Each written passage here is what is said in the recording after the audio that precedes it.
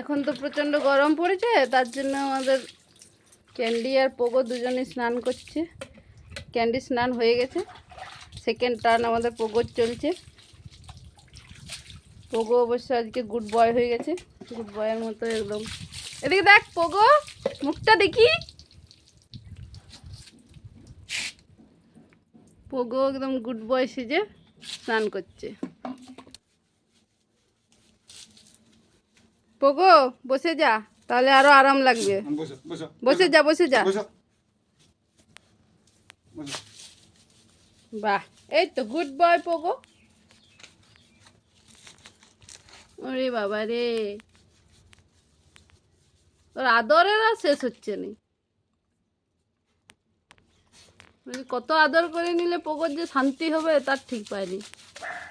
সারাদিন দেখতে পেলে আদর করতে হবে আগোকে।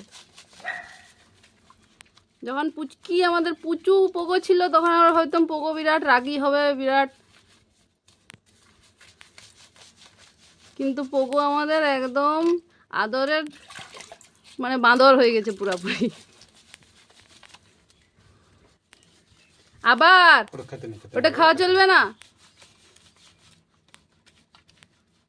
ওটা খেও না এতক্ষণ।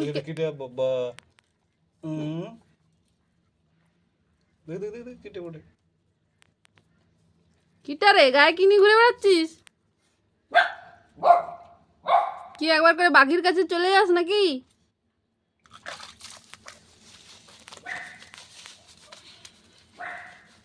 পোগোর আমাদের সারাদিন মাথায় একটাই চিন্তা থাকে, কি করে খাবার খেয়ে নেবো বেশি বেশি, আর কি করে দুষ্টুমি করে করে আদর। আমাকে যতই দুষ্টুমি করি আমি, আমাকে শুধু আদর করবে, যে যখন আসবে শুধু আদর করবে আর খেতে দিবে, বাস। আর কেউ ক্যান্ডিকে আদর করবে না কিন্তু, তাহলে কিন্তু পোগো রেগে যাবে। পোগো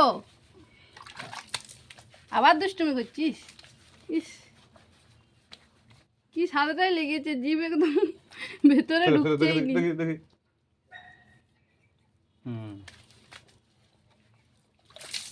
পোগো আমাদের পাগলেট।